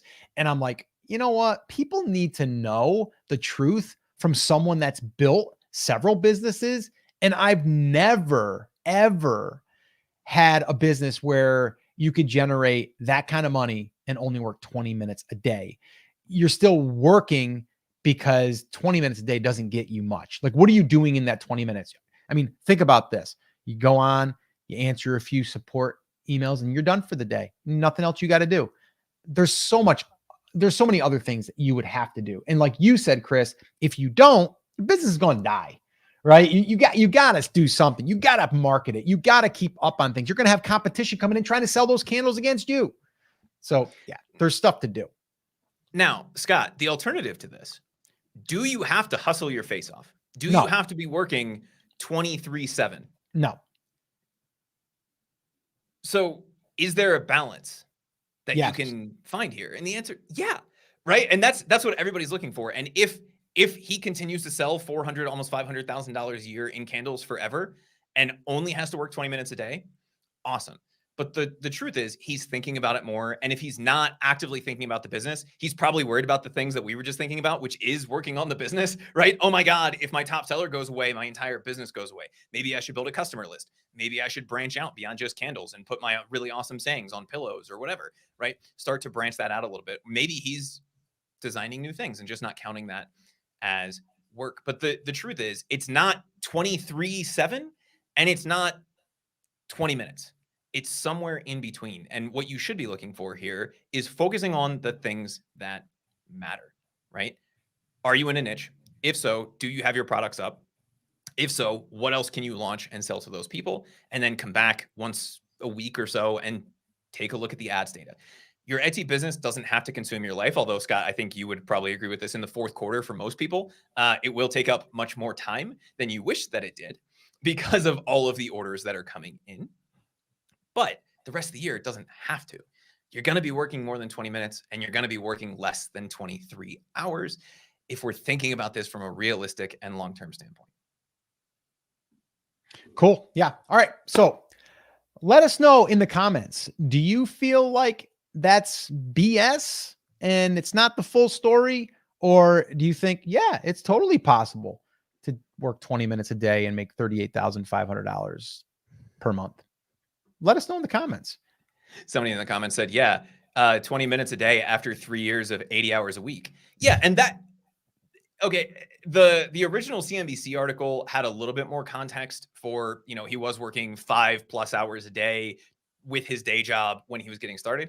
And part of that difference does come down to getting a product that is in and established and selling consistently, which is what we've been talking about this entire live, right? You will have some lift off of your shoulders and you will be working less than you were at the beginning if you're really trying to hustle and get these things done at the beginning. But it doesn't mean that you can just check out and look at your Etsy messages and be done and have that level of sales forever. That's not a realistic way to approach it. Yeah, we're going to move on, but I love what Robin said here. If I'm making that much in 20 minutes, I'm working all day. Give me an hour. I'm happy with an hour. Yeah, we'll just do an hour. We'll just do 3 times that. So if you worked, an hour, you would do $100,000 a month. I mean, come on. I mean, yeah. I mean, why not? Why wouldn't you do it? That's funny. All right, cool. Let's move on. This is exciting. Here we go. So Etsy just announced 3 exciting new gift features for sellers. And well, they have been really, really going hard on this whole gift mode. And well, they've got some new things that they rolled out that are going to make it even better. So Chris, can you pull up the article that was, announcing these 3 exciting new Etsy gift features for sellers? Can you pull that up? Yeah, we should have that right here coming to us from the often flouted, never imitated properly Etsy seller forum, right? Etsy likes to make their news announcements here.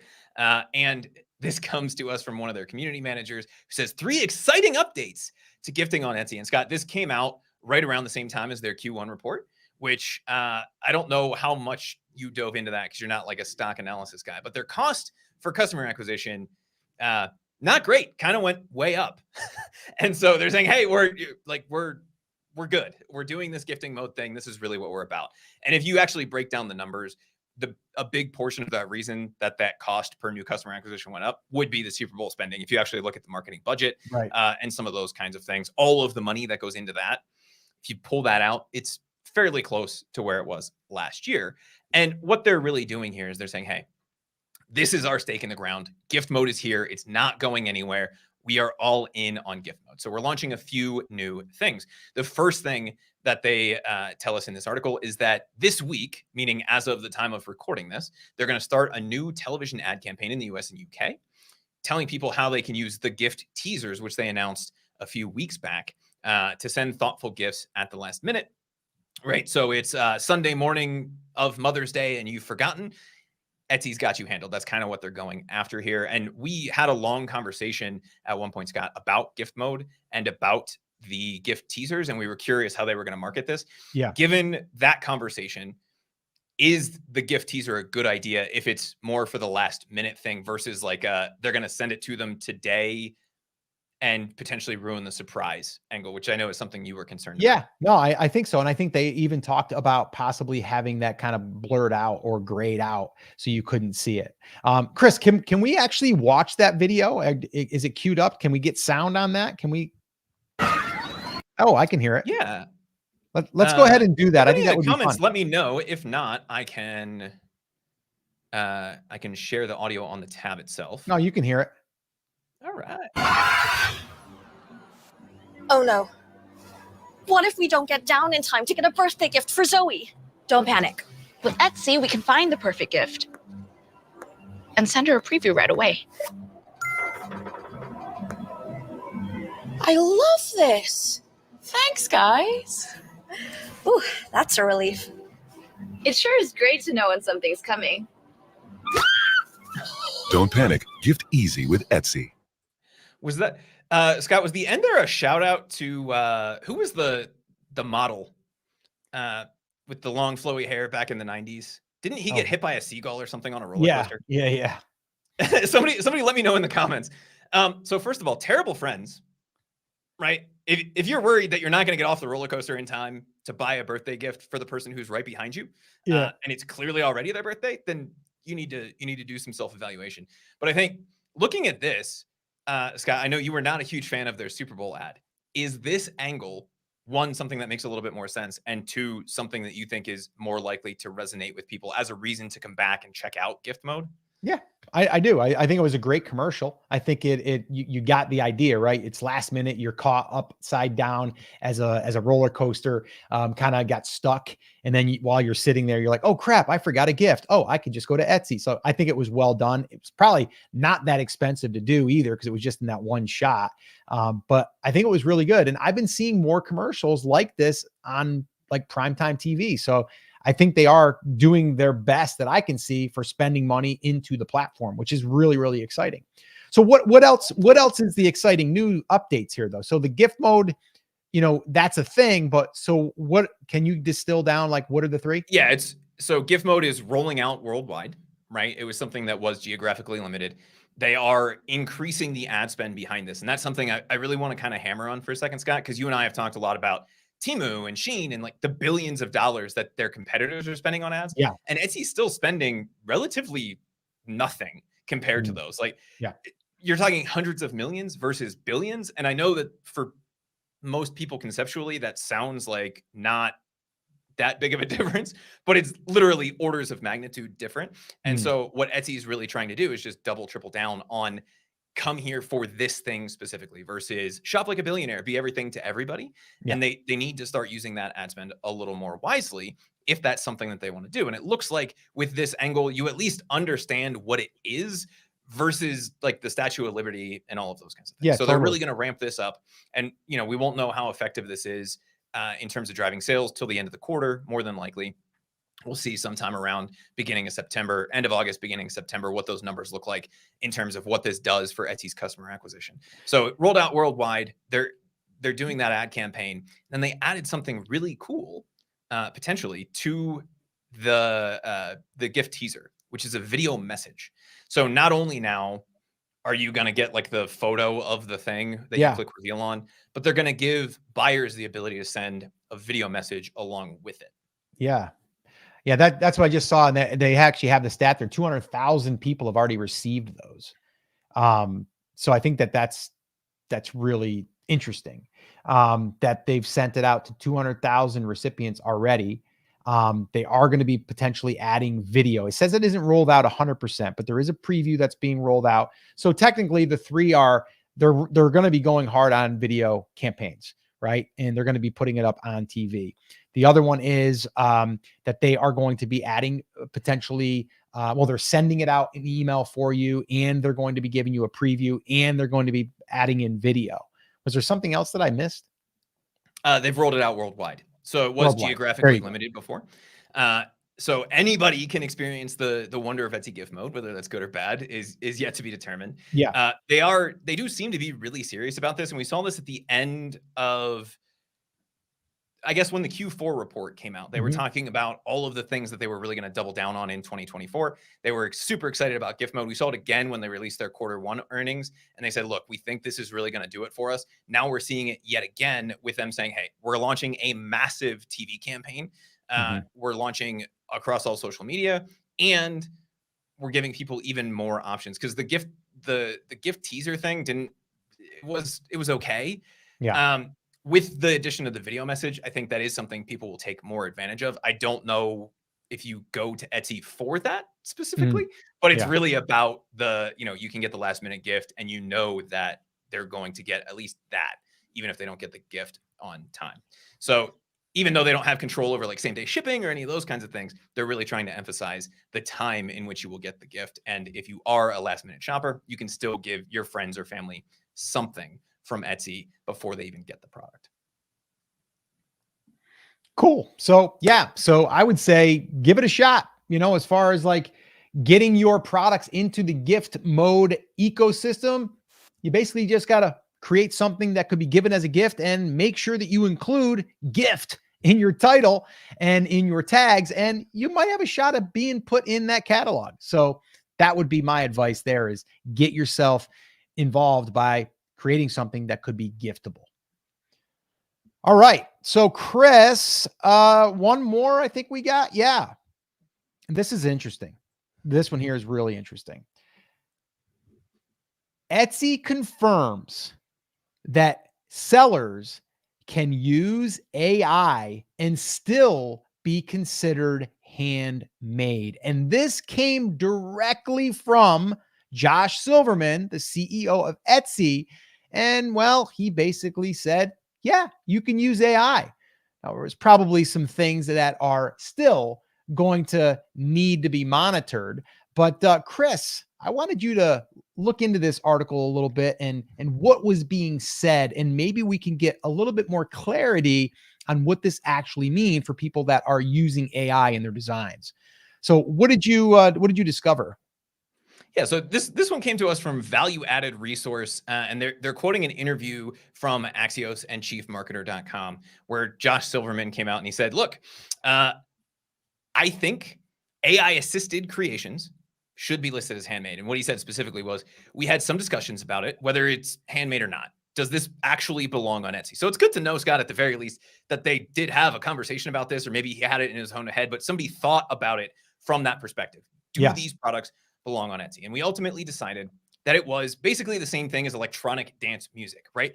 For somebody to say that somebody using a synthesizer to create music is not music because they didn't play all of the instruments themselves, that doesn't feel right. So we think that AI assisted designs, much in that same way, are assisting the creative process and should be considered handmade enough to sell within the Etsy platform, right? And they're saying, I think the collaboration between humans and machines, which is a terrifying phrase, to generate art is actually going to be the next frontier. So they think AI art, AI assisted design is the next big thing. I think I would agree with that to some extent. AI assistance in pretty much everything is going to be the next big thing.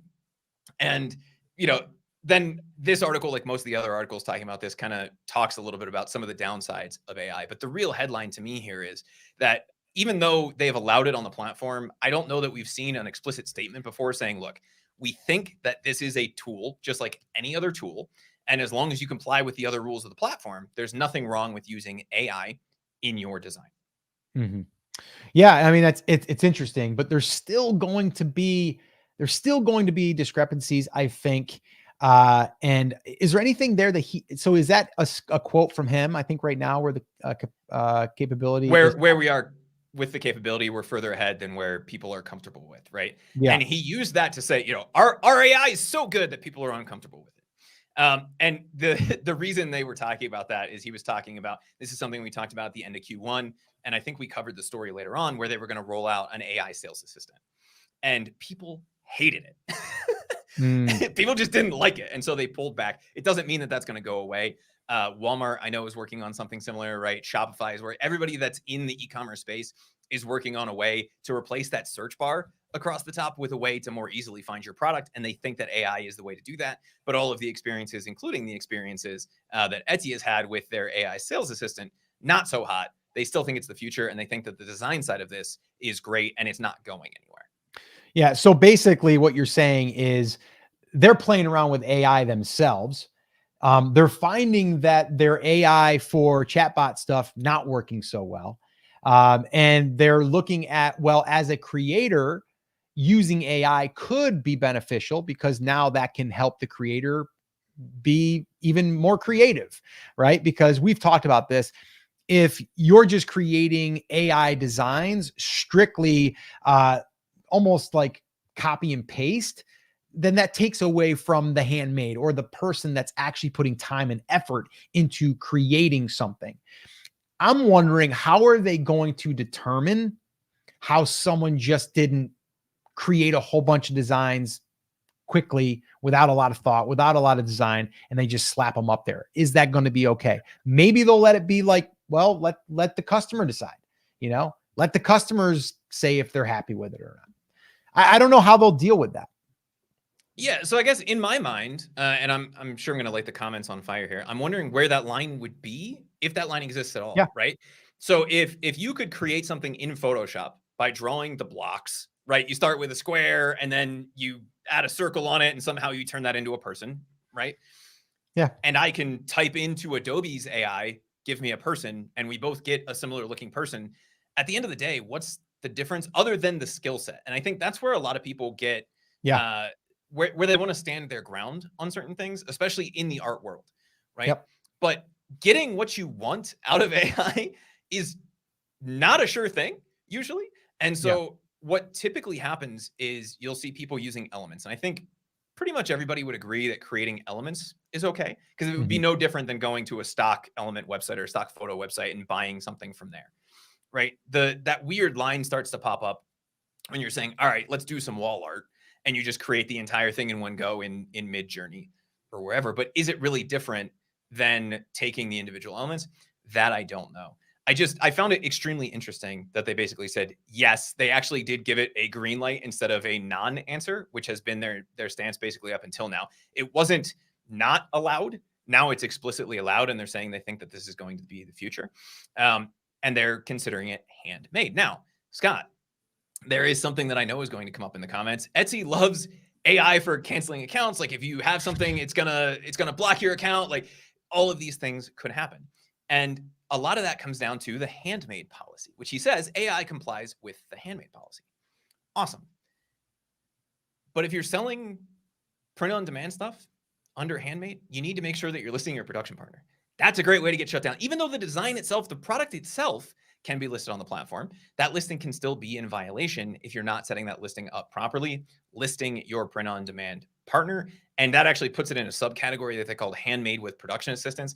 Customers don't know the difference, but it is listed a little bit differently inside of the Etsy ecosystem. So even though using AI to assist in your designs is okay, you still have to make sure that when you're creating the listings, that you're doing everything there on the up and up, that you're using unique images, that your mockups correctly reflect the product. And I saw another story recently, Scott, where somebody was talking with Printify and they had some back channel communications after the mockup apocalypse, and Etsy came out again and clarified that mockups are fine as long as they accurately represent the product. So if we're doing some print on demand stuff with AI, we need to make sure that we're using accurate mockups and that we're listing the production partner out. Other than that, if you want to use some AI in your designs, go for it, at least according to Etsy CEO. Yeah, I like that. Okay. We got time for we got like 5 minutes for like a couple questions. Do we got any questions that came in that we need to address? We do. Overcoming Child Loss with Catherine says, I ran Mother's Day ads for gift boxes. Would it be okay to repurpose the listing and change it to sympathy gift box to capitalize on the views, clicks, and sales? Yeah. I don't know. I don't know why not. I think the only thing would be is like the next year, do you change the title out as Mother's Day? You could. But I would do that in advance, because what's going to happen is if that thing keeps going, you don't want to throw the algorithm off and have you get re-indexed and things. So the Mother's Day in the title, as much as that is helpful, it also possibly could be an issue when you do it again next year. So I would just be careful of that. But I would say right now, if it did well, then yeah, I would keep that listing. I would just change it, because it does have sales velocity. It's got reviews. It's got all the things that we want. Yeah, as long as you're not swapping out the product on the back end, if you want to change the title, go for it. Not normally a huge fan of that, but because you started with the Mother's Day angle, I think that would be fine in this case. Veronica says, you laid out the plan very well. What if we're not doing print on demand business and branding is currently good? Should we take a look at your ads accelerator course? So if you are running Etsy ads, or you want to see the exact process kind of step by step, see a bunch of examples where we go through the data analysis, then take a look at that. If you have your niche, whether you're doing purely handmade, whether you're doing POD, whether you're doing digital products, right? That course works regardless. You just have to know your numbers, and then you're able to come in and take care of that. We had one other one and it disappeared on me here, Scott. Came in right at the beginning, and I guess we've been on long enough now that it doesn't want to let me go back to it. Let me see if I can find that really fast. Yeah. If you guys have any quick ones, drop them in. We'll go ahead and try to address those, and then we're going to wrap her up.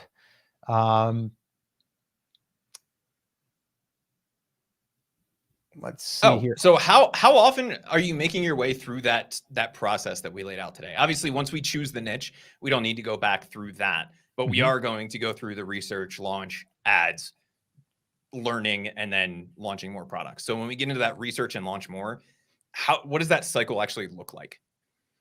Well, again, I think you're just rinsing and repeating that process. Now, you did say, well, you're not going into the research phase as much as like the niche anymore, but you kind of can, because if you're investigating another sub niche, then you're going to do that in the sub niche.